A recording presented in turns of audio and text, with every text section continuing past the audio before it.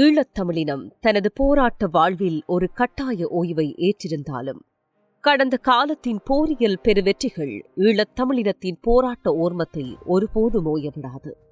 இந்த உளவியல் அணுகுமுறையை உணர்ந்து கொண்டபடியாலேயே இன்று 16 ஆண்டுகள் கடந்தும் இலங்கை இந்திய புலனாய்வாளர்கள் புலி பூச்சாண்டி கதைகளை கட்டவிழ்த்து ஈழத்தமிழர் மனங்களில் இருந்து விடுதலை புலிகளை அப்புறப்படுத்த பகிர்ந்த பிரயத்தனம் மேற்கொண்டிருக்கிறார்கள். ஆனாலும் ஈழத்தமிழர்களின் போரியல் சாதனைகள் காலமுள்ள வரைக்கும் தமிழ் மக்களின் மனங்களுக்கு போதுமான திருப்தியை தந்திருக்கிறது.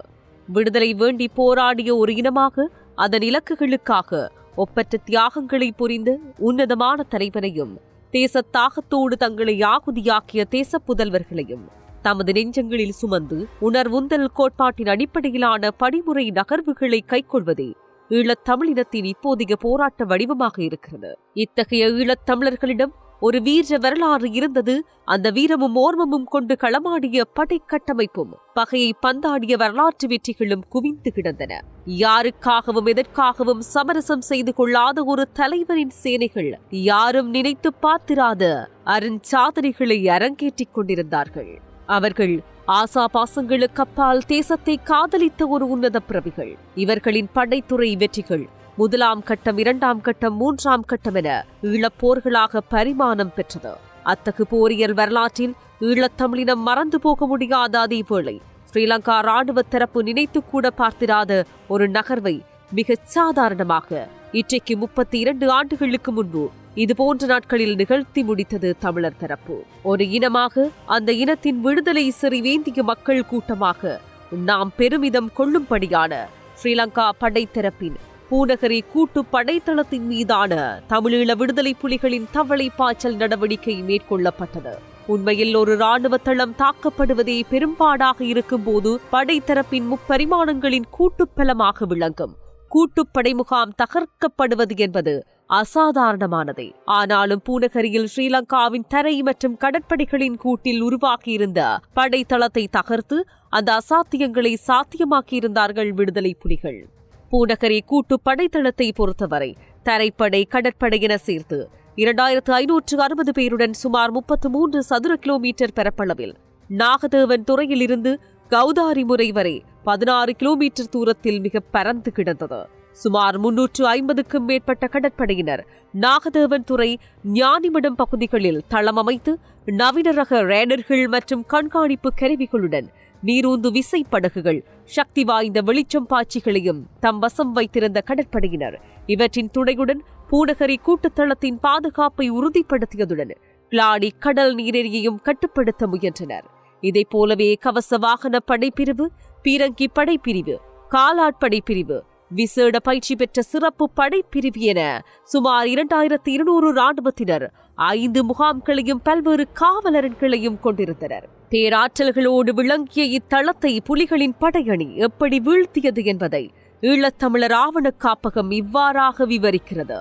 இன்று உலகெங்கும் பேசப்படும் ஊராகிய பூநகரி பகுதியானது 1980களில் தொல்பொருள் ஆய்வாளர்களின் இலக்காக மாறி பிரபல்யமடைய தொடங்கியது. ஈழத்தமிழர்களின் தொன்மையான குடியிருப்புகளில் பூநகரி பகுதியும் ஒன்றுகென்று அவர்கள் கண்டறிந்தார்கள். அந்த தொல்குடி தமிழர்கள் பயன்படுத்திய மட்பாண்டங்களின் சிதைவுகளை அதற்கு ஆதாரமாக காட்டி தமது தொல்லியல் முடிவுகளை வெளிப்படுத்தினர். பூநகரியானது ஈழத்தமிழர்களின் தொன்மையை மட்டுமல்ல, காலத்துக்கு காலம் அந்நிய படையெடுப்பாளர்களின் ஆக்கிரமிப்பையும் கண்டுள்ளது. யாழ் தீபகற்பத்தினுள் புகும் பிரதான வாயில்களில் ஒன்றாக பூநகரி பகுதி இருப்பதுதான் இதற்குரிய காரணம். பண்டை தமிழர்களாகிய எமது முன்னோர்கள் பூநகரி பிரதேசத்தில் இருக்கும் மன்னித்தலை பகுதியில் இருந்து கிழக்கு அரியாலை வழியாகவும் நாகதேவன் துறையிலிருந்து கச்சாய் வெளியூடாகவும் போக்குவரத்துக்களை செய்திருந்தனர். மன்னாரை கைப்பற்றிய ஒல்லாந்தர்கள் அங்கிருந்து தரை வழியாக பூநகரி வந்து பூநகரியிலிருந்து நாகதேவன் துறை வந்து அங்கிருந்து நேர் வடதிசையில் இருக்கும் கச்சாயை அடைந்து யாழ்ப்பாணத்தை கைப்பற்றினர். வன்னி பெருநிலமானது அன்றைய யாழ்ப்பாண ராஜ்யத்தின் எல்லைக்குள் அடங்கியிருந்த போதும் வன்னியின் குறுநில மன்னர்கள் ஒல்லாந்தருக்கு அடிபணிய மறுத்தனர். இதனால் அச்சமுற்ற ஒல்லாந்தர்கள் பூநகரியில் ஒரு கோட்டையை அமைத்து மன்னாரிலிருந்து யாழ்ப்பாணம் நோக்கிய தமது பிரயாண பாதையை பாதுகாக்க முயன்றனர். 16ஆம் நூற்றாண்டின் பிற்பகுதியில் ஒல்லாந்தர் கட்டிய பூநகரி கோட்டை பிரிட்டிஷ்காரர்களின் ஆட்சி காலத்தில் இருந்து வெள்ளைத்துறை மாறினதும் பின்னர் அரசாங்க மேலாளர்களினதும் தங்குமிடமாகவும் பயன்படுத்தப்பட்டது. இலங்கை தீவின் ஆட்சி அதிகாரம் சிங்களவர்களின் கையில் ஒப்படைக்கப்பட்டபின் தமிழ் இனத்துக்கு எதிரான இன ஒடுக்கல் முனைப்புற்றது. இந்த இன ஒடுக்குமுறைக்கு எதிராக தமிழ் மக்களிடம் எழுந்த எதிர்ப்புணர்வானது ஆயுத போராட்டமாக வடிவெடுத்தது. இந்த ஆயுத போராளிகளின் அசைவியக்கத்தை தடுத்து நிறுத்த வன்னி நில பகுதியை குடாநாட்டுடன் இணைத்திருந்த பிரதான பாதைகளான ஆணையரவும் பூநகரியும் ஆயுதப்படைகளின் இராணுவ கேந்திரங்களாக மாறின. 1981 செப்டம்பர் 26 ஞாயிற்றுக்கிழமை பூநகரி கோட்டை சிங்கள படைமுகமாக மாற்றப்பட்டது. பூநகரி பகுதி மக்கள் அச்சத்துடன் வாழ்க்கையை கழிக்கத் தொடங்கினர். 1987 ஜூலை 27 பூநகரி கோட்டை முகாம் மீது புலி வீரர்கள் ஒரு பாரிய தாக்குதலை தொடுத்தனர். இத்தாக்குதல் நடந்த தினத்துக்கு சில நாட்கள் முன்னர் தான் தலைவர் பிரபாகரனை டில்லிக்கு அழைத்த இந்திய அரசு எமது போராட்டத்தை ஒடுக்க என இந்திய சிங்கள அரசுகளால் தயாரிக்கப்பட்ட ஒப்பந்தத்தை ஏற்குமாறு வற்புறுத்தியது.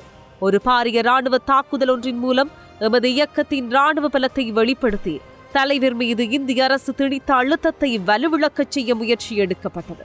இத்தகையதொரு அரசியல் இலக்குடன் பூநகரி முகாம் தாக்கப்பட்டது. ஆனால் அருகில் இருந்த இன்னொரு இராணுவ முகாமில் இருந்து படையுதவியை பெற்றுக்கொண்ட கோட்டை வீழ்ந்து விடாது தப்பிக்கொண்டது. இருந்தாலும் புலிகளின் இராணுவ பலத்தை அம்முகாம் தாக்குதல் வெளிப்படுத்தியிருந்தது. இத்தாக்குதல் நடந்த 2ஆம் நாள் அமுலுக்கு வந்த இந்திய இலங்கை ஒப்பந்தத்தின் பிரகாரம் சிங்கள படைக்கும் புலிகள் இயக்கத்துக்கும் இடையில் போர் நிறுத்தம் மேற்கொள்ளப்பட்டது. இச்சந்தர்ப்பத்தில் பலவீனமான தம்மால் பாதுகாக்க முடியாத படை முகாம்களை சிங்கள அரசு விலக்கிக் கொண்டது. பூநகரி கோட்டையில் இருந்தும் அருகில் இருந்த 4ஆம் கட்டை முகாமில் இருந்தும் சிங்கள படைகள் விலகிக் கொண்டன. சில வாரங்களின் பின் இந்திய படைகள் பூநகரியில் குடிகொண்டன. தமிழீழத்தின் அனைத்து பகுதிகளைப் போலவும் பூநகரியையும் அசிங்கம் செய்து அக்கிரமங்கள் புரிந்த இந்திய ஆக்கிரமிப்பு படைகள் 1989 இறுதியில் அங்கிருந்து வெளியேறின. மீண்டும் 1991 அக்டோபர் 17 ஊர்காவத்துறையில் இருந்து மண்டைதீவையும் ஆக்கிரமித்தபடி புறப்பட்ட சிங்கள படைகள் பூநகரி பகுதியை ஆக்கிரமித்து நாகதேவன் துறை ஞானிமடம் பகுதியில் ஒரு கடற்தளத்தை அமைத்து பிரமாண்டமான பூநகரி கூட்டுத்தளத்தை நிறுவினர். இந்த கூட்டுத்தளம் 11/11/1993 3 நாட்களாக நடாத்தப்பட்ட ஆபரேஷன் தவளை தாக்குதல் நடவடிக்கை மூலம் விடுதலை புலி வீரர்களால் தகர்த்தளிக்கப்பட்டது. தேசக்கனவோடு களமாடிய பெருவீரர் கூட்டம் ஒப்பாரும் மிக்காரம் இல்லாத தலைவனின் வழிகாட்டுதலில் வரலாறு படைத்த இந்த நாட்களையும் வரலாற்று வெளிச்சத்தில் அசாத்தியங்களை சாத்தியங்களாக்கி வென்று காட்டிய நம் தேச புதல்வர்களின் கதையை காவி பகிர்வதே நம் கடமையாகும். காலம் கைகாட்டிய காவல் தெய்வங்களாக ஈழத்தமிழர்களுக்காக ஈகமான ஒப்பற்ற விடுதலையாளிகளின் வரலாற்றில் நிலைத்துவிட்ட தவளை பாய்ச்சல் படை நகர்வையும் அதன் வெற்றி சரித்திரத்தையும் இன்று 32 ஆண்டுகளின் பின்பும் ஈழத்தமிழர்களுக்கேயான ஓர்மங்களுடனும் பெருமிதங்களோடும் ஈழத்தமிழர்களின் வரலாற்றை அடுத்த தலைமுறைக்கு கடத்தும் IBC தமிழ் வானொலி நன்றி பெருக்கோடு நினைவு கூறுகின்றது.